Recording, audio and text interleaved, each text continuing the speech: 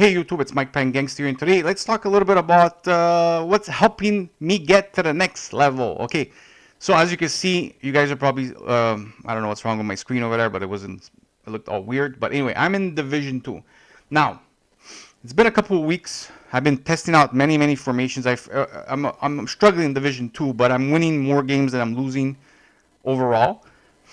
It took me a little bit of time to actually figure out what was wrong, and I can tell you that I believe I figured out what is the biggest problem that a lot of people are having in this game. And of course, formation is going to play a role, but to a certain amount. So when I say, for example, formation is going to play a role, and the reason why I'm going to say this is because a lot of people have this belief, for example, when they watch, like, why me over, for example, a top pro player or the #1 in the world? The reason why you would have to pick me, and I know I'm being biased because it's myself, is because the top player in the world can make any formation look good. He's the best player in the world, or he's a pro player. They're the top 1% of the community. They know how to make any formation look extremely good and overpowered. So when you see all these people, for example, playing 5 in the back just because that one guy in the world is really good with it, you see a lot of people in divisions like 2, 3, 4 playing 5 in the back, and they have no clue. I mean, no clue what they're doing. They win games here and there because of maybe just like complete RNG luck that they get bounces their way, but the overall experience that they're having is they're still struggling, right? And the reason for that is because you're not playing the formation that suits you. But that's not actually the only thing that's going to make you better in the game. The other thing that's going to make you extremely better, the one thing that I figured out that it's basically screwing up a lot of people's advancements, like in their game, like at advancing in divisions, everything, is actually the built-up style. And at the beginning of the year, I've also, in my older videos, you're going to see that I've told people to play counter, because when you play counter, for example, you get people on runs. But I believe this is the worst tactic that you could have on counter. Built-up style counter is the worst in the game. You have to be playing either on balance, which I believe is the best, or short passing if you're really like somebody that really likes to have everybody pretty close to you. I believe balance is the perfect tactic to have on.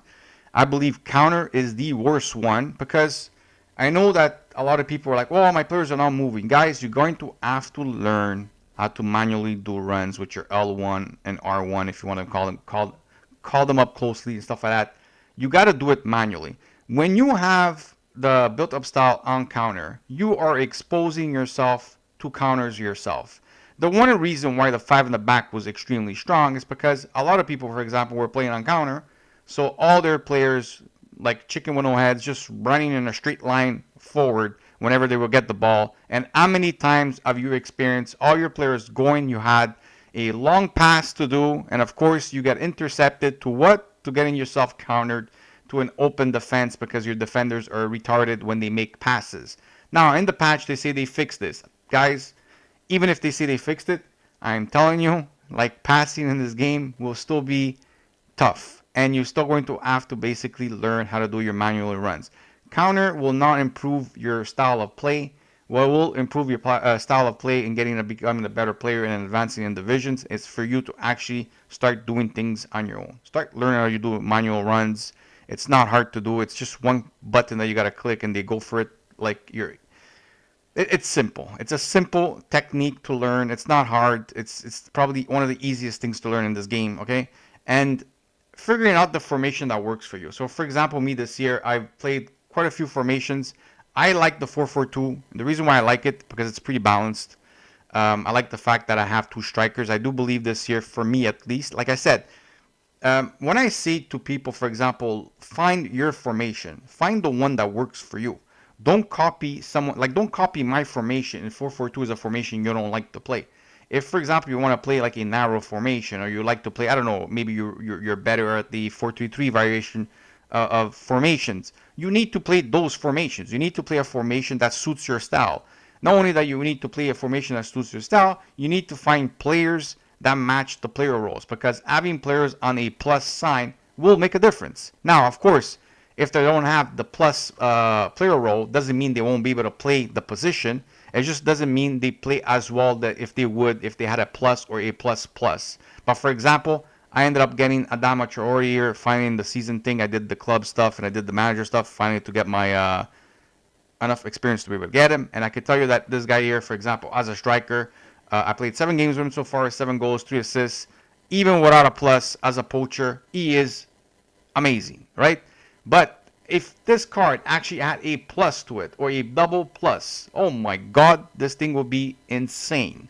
Because I could just imagine how crazy it would be for him to actually be a plus plus in a role that I like using him already in, right? So when you're building your team, looking for formation, looking for the player roles is something that you should look for, but it's not something you should go too out of your way to go for, because you still need to understand that you can't have everything at once when the game just comes out. There's a reason for it, for promos to come out and cards to come out, because they're gonna improve. They're gonna get the player styles. They're gonna get the pluses. You know, they're gonna get the like the finesse pluses and all these type of stuff on their cards eventually. So try to build something that works fine. And if you can get the pluses in the role, go for it. If you can't, but you still have the right like chemistry and stuff like that and the formation that you're playing that suits you, do all that and play on balance. Keep your depth at high. I believe like having 70 depth this year is like the new 50. I don't feel like this year having 70 depth is something that will punish you, because of the way the defense is good at catching up to like the attackers this year. So it's not like it's putting you out of position. It's actually helping you out actually because of the offside trap and stuff like that. So having high depth this year is actually pretty good. I wouldn't go as 95. I wouldn't go play the aggressive part.